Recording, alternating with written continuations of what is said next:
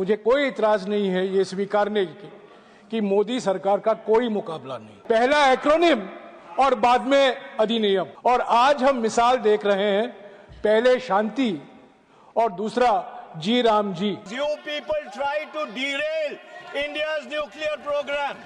You tried to derail India's nuclear program. You were an impediment in breaking India's nuclear apartheid. That's a history that you should not forget. That's a history you should not forget. You covered yourself with ignominy. आपने भारत का जो परमाणु trajectory थी उसको Daryl करने की कोशिश की। मैं उन सभी से पूछना चाहूंगी, यहाँ पे कितने लोग अपने गृह क्षेत्र या कार्य क्षेत्र में ये न्यूक्लियर रिएक्टर्स रखने की कोशिश करेंगे? 30 किलोमीटर की रेडियस में बता दें। यहाँ पे मैं ये भी पूछना चाहूंगी कि इस टाइम की जो सरकार है, इस समय पे जिस समय पे हम रह रहे हैं, कौन सी एक रेगुलेटरी बॉडी है जो खड़े होकर बेखौफ तरीके से सरकार से कह सके कि जो गलत हो रहा है वो गलतियां हैं, उसका सुधार होना चाहिए? एक कोई रेगुलेटरी फ्रेमवर्क नहीं है इस देश में जो इंडिपेंडेंट होगा। You say that it's a transparent and open government. Okay. So what is there to hide in this government? Okay, आप जवाब दे सकते हैं ना, खोल के जवाब दीजिए, अकल छुपाने के लिए कुछ नहीं। So I request this government that whatever you are bringing in, please, Okay. I consider it's a very important bill. I understand it's in the interest of larger interest of India. I recommend that please send it to the JPC. Okay. Thank Let's you. deliberate more, think about it, and bring माननीय in a सदस्य strong bill in a time-bound manner. Arvind Thank you. Sawant ji. Thank you very much. आज दास स्वतंत्र पर शांति bill 2025 पर बात कर रहे हैं, क्योंकि ये सिर्फ एक कानून नहीं, ये भारत के भविष्य, उसकी सुरक्षा और उसकी लोकतांत्रिक आत्मा से जुड़ा सवाल है। सवाल ये नहीं कि देश को ऊर्जा चाहिए या नहीं, सवाल ये है इतनी बड़ी और संवेदनशील परमाणु नीति इतनी जल्दी, इतनी चुपचाप क्यों बदली जा रही है? हर बार जब बीजेपी सरकार कोई बड़ा फैसला लेती है तो नीति और नियत दोनों पर शक क्यों खड़ा हो जाता है, जनता पूछ रही है। क्या वजह है कि हर अहम कानून के पीछे कॉरपोरेट फायदे की परछाई दिखने लगती है? क्या वजह है कि जनहित की बातें अंत में आती हैं और मुनाफे की बातें पहले? शांति बिल भी उसी पैटर्न का हिस्सा लगता है, जहां संसद में बहस कम, तेजी ज्यादा और सवाल पूछने वालों को देश विरोधी ठहरा देने की हड़बड़ी ज्यादा। आज दास स्वतंत्र इसलिए सवाल पूछ रहा है, क्या ये सच में शांति का बिल है या फिर परमाणु ऊर्जा के नाम पर निजी ताकतों के लिए रास्ता साफ करने की तैयारी? क्योंकि जब फैसले इतनी जल्दबाजी में हो तो लोकतंत्र का फर्ज है शक करना, सवाल करना और सच सामने लाना। आज की बातचीत शांति बिल 2025, नीति किसकी, नियत किसके लिए। नमस्कार, मेरा नाम हैदर अब्बास नकवी है और आप लोग मुझको इस वक्त दास स्वतंत्र पर देख रहे हैं। शांति बिल 2025 क्या है और क्यों अहम है? परिवर्णी शब्द ढूंढ निकालने में और इस्तेमाल करने में और बिल को रंगीन नाम देने के लिए मुझे कोई इतराज नहीं है ये स्वीकारने की कि मोदी सरकार का कोई मुकाबला नहीं। एक्रोनिम ढूंढ निकालते हैं, पहला एक्रोनिम और बाद में अधिनियम, पहले एक्रोनिम बाद में नीति, और आज हम मिसाल देख रहे हैं, पहले शांति और दूसरा जी राम जी। हालांकि वो एक्रोनिम मेरे नाम से जुड़ता है, उसका मैं विरोध करूंगा बाद में। शांति बिल 2025 यानी sustainable harnessing and advancement of nuclear technology for India bill Bharat के परमाणु ऊर्जा इतिहास का सबसे बड़ा नीतिगत मोड़ माना जा रहा है। यह बिल सीधे सीधे 1962 के एटॉमिक एनर्जी एक्ट और 2010 के न्यूक्लियर लायबिलिटी कानून की आत्मा को बदल देता है। इस बिल के प्रमुख प्रावधान परमाणु ऊर्जा क्षेत्र में निजी कंपनियों की सीधी एंट्री, न्यूक्लियर दुर्घटना की स्थिति में कंपनियों की जिम्मेदारी सीमित, सप्लायर की जवाबदेही लगभग समाप्त। सरकार से ज्यादा भरोसा बाजार और निवेशकों पर। सरकार इसे ऊर्जा सुरक्षा का कदम बता रही है, आलोचक इसे परमाणु क्षेत्र का निजीकरण कह रहे हैं। मोदी सरकार इतनी जल्दबाजी में क्यों है? यह बिल बिना लंबी संसदीय समीक्षा के तेजी से पास कराया गया। सरकार के तर्क, भारत की ऊर्जा जरूरतें तेजी से बढ़ रही हैं। 2070 नेट जीरो लक्ष्य, कोयले पर निर्भरता कम करनी है। 2047 तक 100 गीगावाट न्यूक्लियर क्षमता का लक्ष्य। लेकिन हुजूर, यहीं पर सवाल उठता है, क्या इतनी संवेदनशील नीति पर जल्दबाजी जायज है? क्या सुरक्षा, पर्यावरण और आम जनता की राय को पर्याप्त जगह दी गई है? On the 18th of August 2008, the India-IAE Safeguards Agreement was signed. On the 6th of September 2008, India got a waiver from the Nuclear Suppliers Group, and we've not got that waiver after that till now. It has been over 17 years, and we've not got membership of the Nuclear Suppliers Group. And finally, on the 10th of October 2008, the Indo-US Civil Nuclear Deal, also called the 123 Agreement, was signed.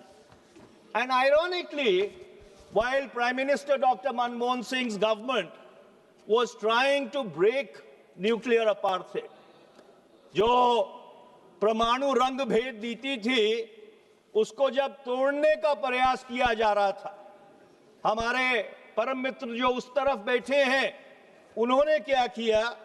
वो 23 जुलाई 2008 को उस सरकार के खिलाफ, जो भारत की परमाणु रंग भेद से जो पीड़ित था, उसको तोड़ने की कोशिश कर रहे थे, उनके खिलाफ इस सदन में अविश्वास प्रस्ताव लेके आए।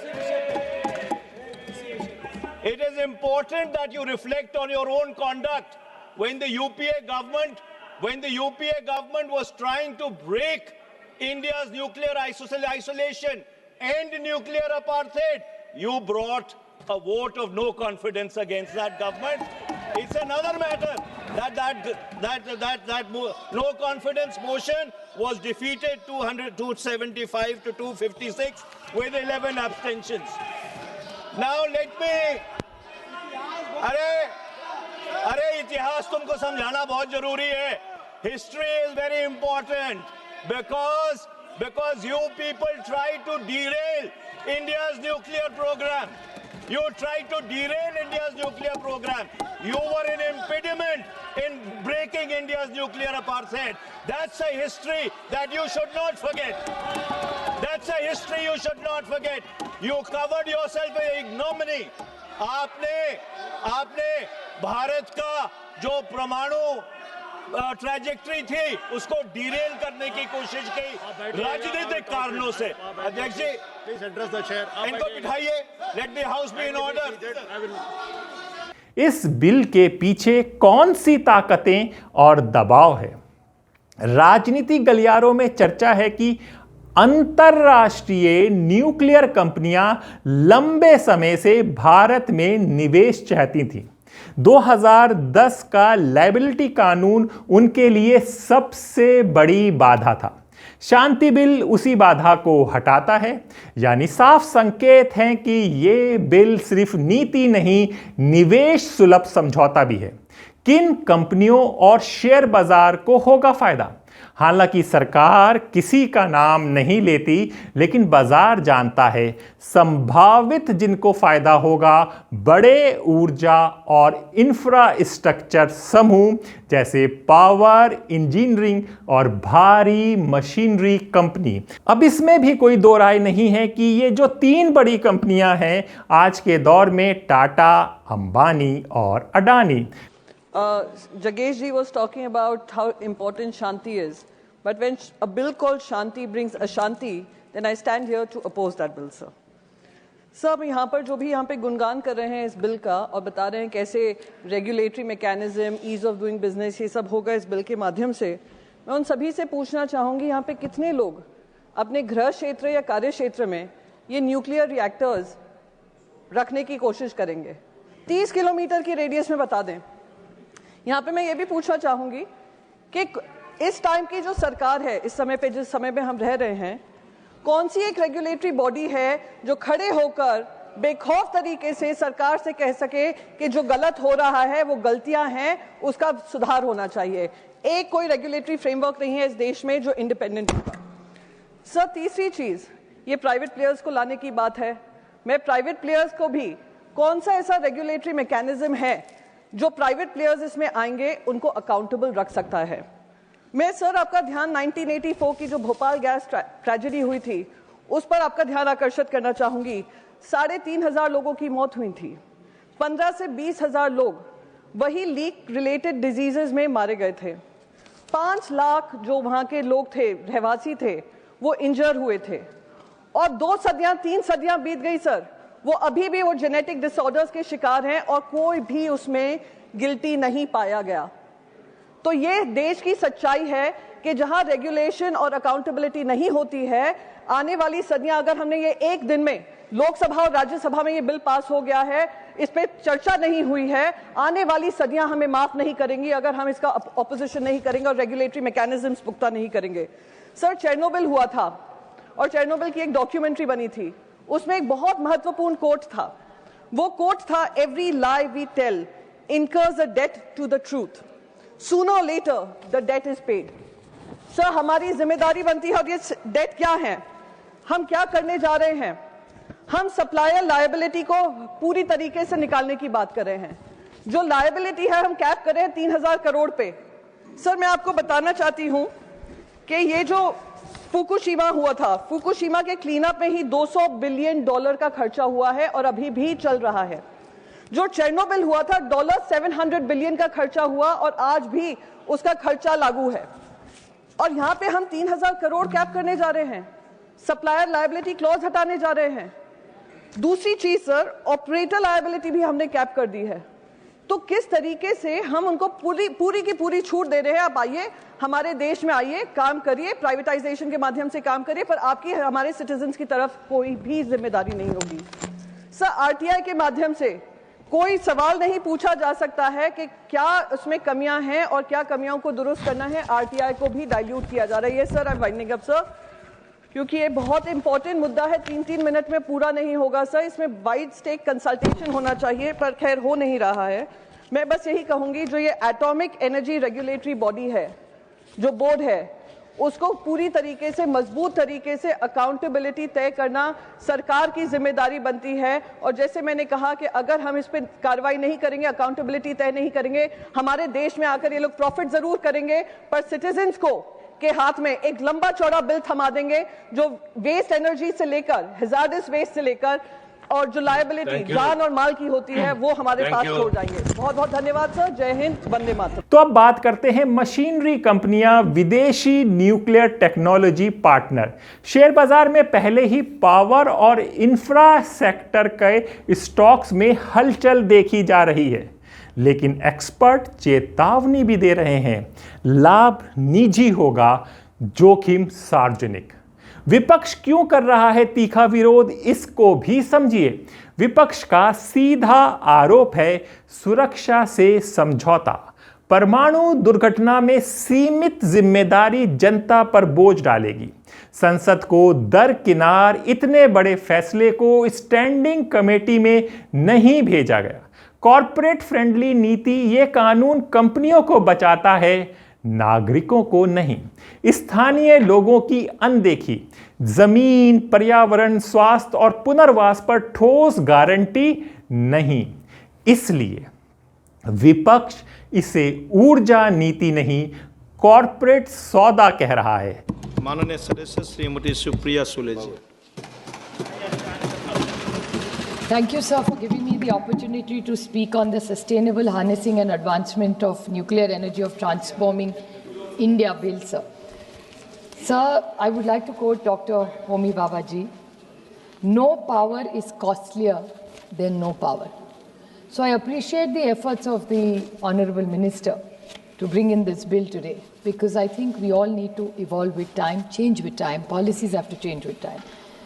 But I'm not sure whether the approach of this bill is what we expected from this government. Well, like my learned friend Manish Tiwari ji said, I would like today, when we are talking about nuclear energy, the forefathers who have really contributed in the last 7-8 decades of India's growth story, starting from Pandit Jawaharlal Nehru ji, who actually sowed the seed of this new India that we all live in today. Dr. Homi Bhabha, Vikram Sarabhai, Dr. Manmohan Singh ji, and I wish my learned friend Krishna Teni ji, in his speech, he talked about the thorium changes that he wants. Yes, this government has contributed, but there are thousands and thousands of scientists, and I would like to put it on record, it was Dr. Anil Kakodkar who actually thought of moving from uranium to thorium. He is one of the tallest leaders as a scientist in India who has first thought of this idea, and now the government is taking it forward. I appreciate the efforts, but I think we must put it on record that yes, the government does it, but the real man behind this entire technology change is Dr. Anil Kakodkar.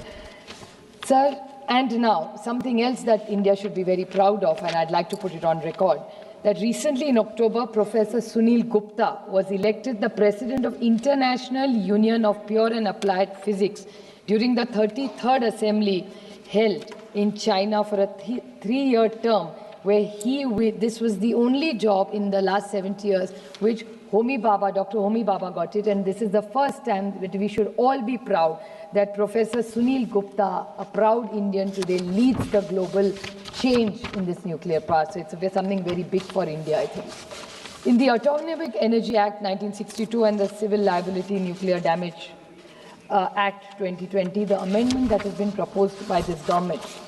So I want to ask 2 questions to the Honourable Minister, since he's here, and my learned friend Shashank ji is also here, who is very, very good technically. I would like to seek 2 clarifications from him about this bill. In his speech, he said that he doesn't want monopolies. So I like that thought, that there should be no monopoly. But I would with full humility say, who is this monopoly you're talking about?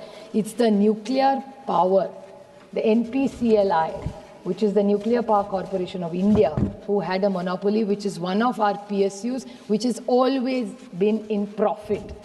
You want Indigo to have a monopoly and hold this country for ransom, but for a PSU like Nuclear Corporation of India, there is no sympathy in this government. The government must clarify when your lead speaker says that, oh, we don't want monopolies. So when it's private, I'm not against privatization at all. Let me put it on the record. We are a very modern party. Mr. Pawar has always talked about liberalization. So let me put it on record, but please do not hold up PSUs who have built this nation and say they are monopolies. They are not the monopolies. It's the oligarchs who are the monopolies, not the government of India in the last 70 years who's been a monopoly. Another thing that he mentioned, which is very important, we need to put it on record, since you want private players to invest in this company, it's very important to clarify. He said R&D will remain with government. How will R&D only remain with government? That needs to be clarified, because it came from the Treasury bench that R&D will remain. So I seek a clarification from the Honourable Minister that it's very important that when a Treasury bench says that it will remain, it's very, very alarming to hear that. The other few issues which need to know that NPCIL, the Nuclear Power Corporation of India, has done outstanding work in this country. They started the fleet mode. We've had amazing reactors that this government has built over the last 7 decades. So every government has contributed to this growth story of nuclear power. But I would like to ask, what is the future that the government plans? Because Dr. Kakodkar proposed uranium to thorium. Mr. From Chandrababuji's party, he was talking about uranium to thorium. I appreciate what you said, sir. But what is the plan this government has specifically made? Because this whole fuel price, why are we looking for this energy mix to bring the cost down? Now, we have a lot of thorium in this country. And one biggest asset that the thorium has is it is proliferation resistant. So if it is resistant, then are we going to promote it is a clarification, because all the people who you want to invest, we need to know, because he was talking about only American corporations when he was taking names. I mean, I'm a little worried after hearing that. I'm not against any country. Anybody who invests for the growth of India, we must, with changing times, the world has become flat, sir. So I would like to say that all those American corporations' names were quoted. So I'm little scared and worried that Professor Roy said maybe Indians are going to benefit, but after hearing an ally speech was only Americans benefited. I don't mind as long as Indians are benefited, but I hope India benefits. We don't mind foreign companies benefiting, but we must be very clear about that. So another case is, I would like to highlight, sir, 2-3 very small points. I would like to clarify, because Jaitapur is in my, you spoke about Tamil Nadu, the growth in, we should compliment the Tamil Nadu government for all the work they have done in nuclear with the government of India. But Jaitapur is a project which came in my state, sir. Jaitapur is a project which, Jaitapur nuclear power project, which still, you have also been in power, we've started it. But in the last 11 years, somehow this government has not been able to take it forward. So if you're looking at growth story, what about Jaitapur and how are you going to do it? So talking about OPIL, I would like to give one small point, since I will just make two very short, I won't repeat any other points. Sir, when you talked about the right to recourse, about suppliers' accountability, I would like to say the supplier liability. I'm not, the supplier is as guilty if there is a crisis. It cannot be a supplier immunity. And I would like to quote Sushma ji and Arun ji. With great respect, I would like to quote Arun ji's statement. Well, he had also said the same thing, so I want to remind this government about what Sushma ji and Arun ji said. It was in 2010. He was the LOP in Rajya Sabha, and Arun ji had said that in the Supplier Immunity Act, he fought to remove the word and to ensure suppliers cannot escape the law. Okay. My point is, the supplier has to be liable, so it is supplier liability. There cannot be supplier immunity. So much material goes into this. So please don't do it for us, but at least do it for what this party stands for, because your tallest leaders have been Sushma ji and Arun ji, who have actually brought you to power. So please don't pack that. One last two small points are this capping of financial liability of operators. How can you put a cap of 3,000? It is 3,000 crores, sir. It's a request to you, because I don't want anything to happen, but if anything happens, how will you cap it at 3,000 crores? I think that's how will you calculate it at 3,000 crores? How have you come to this magic number is my question to the Honorable Minister. Talking about the autonomy of the regulator has to be very, very strong. You are bringing in safety measures. And please, I will talk about two very small points which nobody else has made, sir, just very small. Now, decommissioning liabilities. These are very two small points nobody else has said, sir. Decommissioning of liabilities. I hope every investor comes and does well in this country. But if we ever have to decommission a plant, sir, what is the safety that you have put into this bill? Because if a private player comes, when NPCIL does decommissioning, they do an extraordinarily good job. What is the guarantee that a private player will be as careful? Because the toxic cleanup is very, very critical. And sir, in RTI, last 30 seconds, sir, in RTI, concerns regarding transparency in the bill, clause 39, does not allow RTI questions in this bill partially. I understand. If it is of national security, please don't reply to us. But if there are private players, where is the question of national security? So this RTI point, sir, we have a right to information. You say that it's a transparent and an open government. So what is there to hide in this government? आप जवाब दे सकते हैं ना, खोल के जवाब दीजिए, आकर छुपाने के लिए कुछ नहीं. So I request this government that whatever you are bringing in, please, I consider it's a very important bill. I understand it's in the interest of larger interest of India. I recommend that please send it to the JPC. Let's deliberate more, think about it, and bring in a strong bill in a time-bound manner. Thank you. Thank you very much. Nehru का परमाणु vision क्या है और आज की नीति में क्या फर्क है, इसको भी समझ लीजिए। नेहरू का परमाणु सपना विज्ञान का शांतिपूर्ण उपयोग, पूर्ण सरकारी नियंत्रण, मुनाफा नहीं राष्ट्र निर्माण, वैश्विक परमाणु निरस्त्रीकरण की वकालत, नेहरू के लिए परमाणु ऊर्जा शक्ति का प्रदर्शन नहीं, आत्मनिर्भरता का साधन थी। आज की नीति। निजी पूंजी केंद्र में तेज उत्पादन, तेज मुनाफा, वैश्विक बाजार से तालमेल, यही मूल अंतर है। नेहरू का मॉडल सार्वजनिक हित पर आधारित था, आज का मॉडल बाजार हित पर। बड़ा सवाल, विकास या जोखिम? शांति बिल 2025 भारत को ऊर्जा में आगे ले जा सकता है, लेकिन साथ ही ये सवाल भी छोड़ जाता है, अगर हादसा हुआ तो जवाब दे कौन? क्या सुरक्षा से बड़ा कोई विकास है? आप लोग जवाब दे सकते हैं। क्या परमाणु नीति जनता की सहमति से नहीं बननी चाहिए? परमाणु ऊर्जा का भविष्य सिर्फ बिजली नहीं, भरोसे से जुड़ा है।